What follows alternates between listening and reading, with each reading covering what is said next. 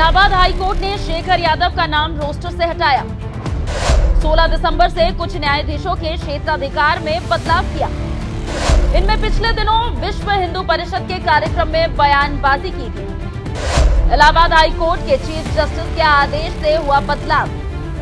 गुरुवार देर शाम जारी सप्लीमेंट रोस्टर 16 दिसंबर से प्रभावी होगा।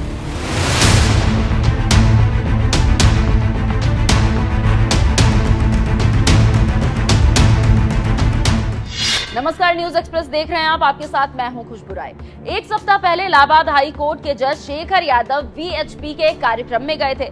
वहीं पर जज साहब ने ऐसी बात बोली कि देश में हंगामा मच गया और जज को लेकर सोशल मीडिया रंग गया।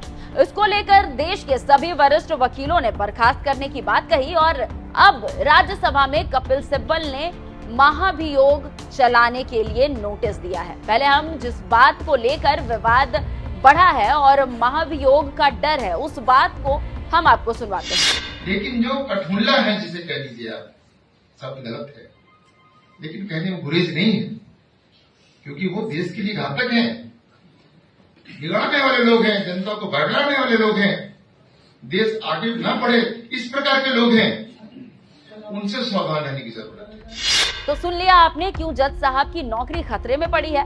अब बताते हैं कि इलाहाबाद हाई कोर्ट के चीफ जस्टिस ने क्या कहा है और क्यों जज शेखर यादव को न्यायिक प्रक्रिया से हटाया गया है। मीडिया में छपी खबरों की माने तो गुरुवार देर शाम एक सप्लीमेंट रोस्टर जारी किया गया है, जो 16 दिसंबर से प्रभावी होगा। सप्लीमेंट रोस्टर के मुताबिक जस्टिस शेखर कुमार यादव अब साल 2010 तक की पुरानी प्रथम अपीलों से जुड़े मामलों में सुनवाई करेंगे। 2011 में प्रथम अपीलों की सुनवाई जस्टिस क्षितिज शैलेंद्र करेंगे। न्यायमूर्ति क्षितिज शैलेंद्र के पास धारा 24 सीपीसी के तहत आवेदन FAFO और द्वितीय अपील का क्षेत्राधिकार भी रहेगा। तो आप समझ सकते हैं कि कैसे इलाहाबाद हाईकोर्ट के जज साहब का बयान खुद उन पर ही भारी पड़ गया है।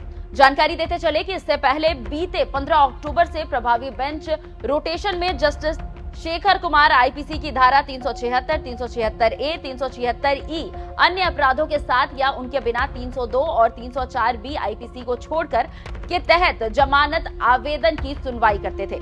इसके साथ ही साथ धारा 64 से 71 के तहत महत्वपूर्ण जमानत आवेदन अन्य अपराधों के साथ या उनके बिना धारा 103 और 80 को छोड़कर सुनवाई कर रहे थे। लेकिन अब इलाहाबाद हाई कोर्ट के चीफ जस्टिस के अनुसार ये सारे फैसले और सुनवाई जस्टिस संजय कुमार सिंह करेंगे। चीफ जस्टिस की इस सप्लीमेंट्री रोस्टर के मुताबिक अब जस्टिस समित गोपाल भ्रष्टाचार निवारण अधिनियम से संबंधित मामले या CBI की ओर से जांच किए गए मामले देखेंगे। इसके साथ ही साथ प्रवर्तन निदेशालय की तरफ से जांच से उत्पन्न मामले, NRHM और गाजियाबाद GPF घोटाले के मामले भी यही देखेंगे। सांसदों, विधानसभा सदस्यों और विधान परिषद सदस्यों से संबंधित आपराधिक मामले, 2015 के बाल न्यायिक अधिनियम की धारा 102 के तहत दायर आपराधिक संशोधन पर सुनवाई भी समित गोपाल ही करेंगे। तो आप समझ सकते हैं कि कैसे शेखर यादव को जनहित और इफेक्टेड मामलों से हटाकर निष्क्रिय मामले दे दिए गए हैं। अब देखना होगा कि आगे शेखर यादव को लेकर क्या होता है।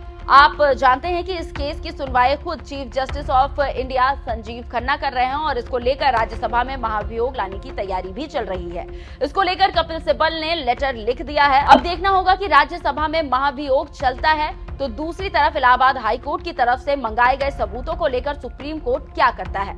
लेकिन जानकारों की माने तो ये न्यायपालिका के लिए काला दिन है और सभी की निगाहें सुप्रीम कोर्ट पर टिकी हुई है कि वो क्या एक्शन लेते हैं। खैर, इस पूरी रिपोर्ट पर आपका क्या कहना है, हमें अपनी राय कमेंट कर जरूर बताइएगा। नमस्कार।